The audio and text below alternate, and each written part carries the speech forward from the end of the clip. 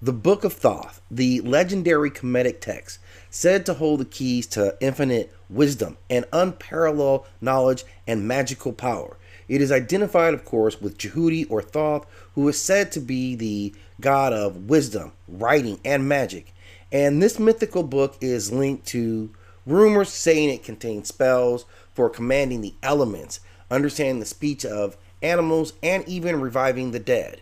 It is described as a book of great knowledge, but holding a double edged sword, a source of divine enlightenment for the righteous, but a harbinger of doom for those who seek to exploit this power. Now, there are infinite legends about various priests, pharaohs, kings, scholars who would go to seek its forbidden pages, only to face terrible fates. And why was this knowledge so fiercely guarded? Was this book an actual physical artifact, a metaphorical guide, or something more divine? Well, in this video, I'm going to kind of unravel some of the myths surrounding this legendary text, explore its connections to Djehuty's role as the mediator of cosmic order, or Ma'at, and delve into how this ancient lore has inspired later cult traditions. Now, what we need to know, or what we do know about this book, is that it allegedly had 42 chapters, each holding spells that granted mastery over the heavens and the earth. Now, one famous tale, a prince named Seti Kamwas stole the Book of the Tomb, only to be cursed by the spirits of its protectors. The book's knowledge is linked to Ma'at, which is to ensure the balance of the universe, and this is the responsibility that Thoth uphold as this divine scribe. Now, the power of the book, some things I mentioned, but it's said to be able to control the forces of nature, such as summoning storms or calming waters. It has the ability to speak to and understand the language of animals. You can resurrect the dead and communicate with the divine realms, and it has insights into the fundamentals of existence, time, and the cosmos itself. Now, Thoth is revered to be a god of, or the inventor actually of writing. He is said to be the keeper of knowledge and the arbiter of divine wisdom. And the Book of Thoth is said to embody his essence, making it not just a tool, but a manifestation of his divine intelligence. Ancient Kemetic people saw Thoth as the mediator between chaos and order, and this book was considered a conduit for his cosmic duties. Now, the thing about this book is that it's been rumored to have been hidden at various places at mythical sites at various times. It is said to be buried with the tomb of an ancient Egyptian pharaoh or priest. It is also said to be hidden at the very bottom of the Nile, where legends claim that this book was locked inside of an iron case.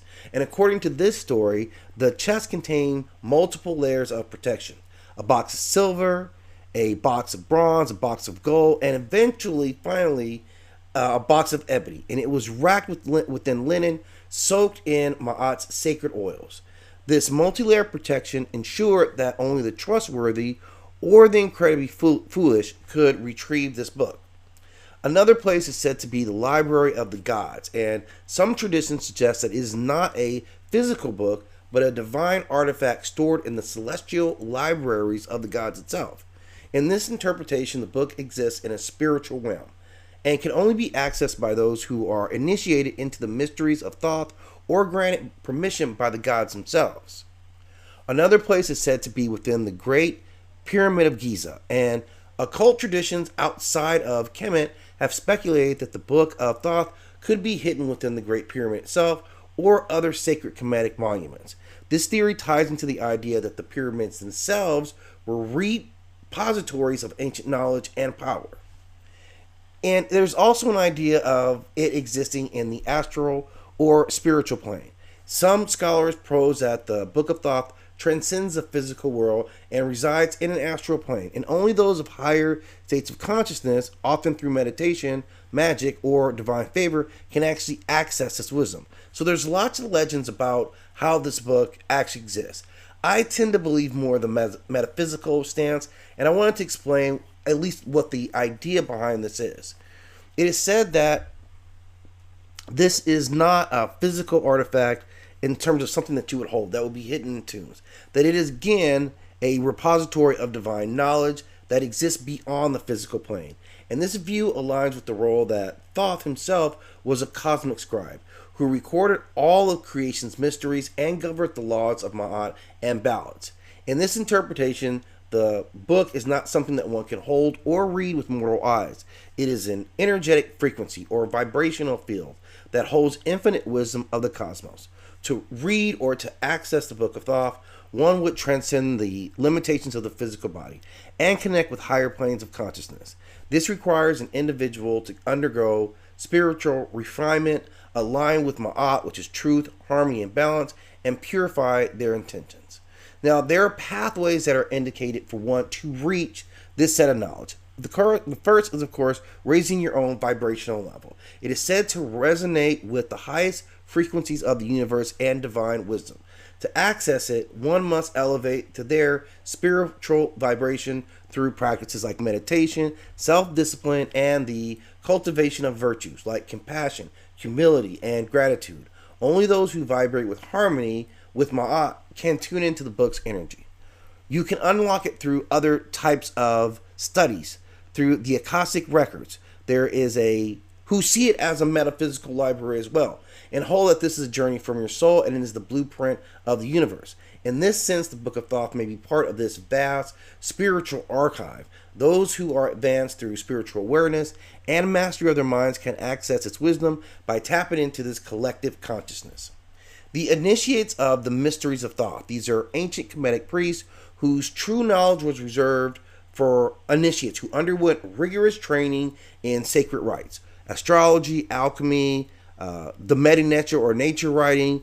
It's in this metaphysical view, the Book of Thoth represents the ultimate to the initiates. It is said to be revealed only to those who have achieved enlightenment, embodying the qualities of Djehuty or Thoth himself, being wisdom, balance, and a mastery of self.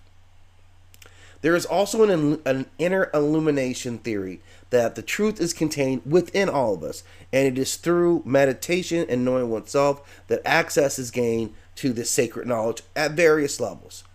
And it's guarded because this book can be used for all type of misuse. It can be exploited for personal gains.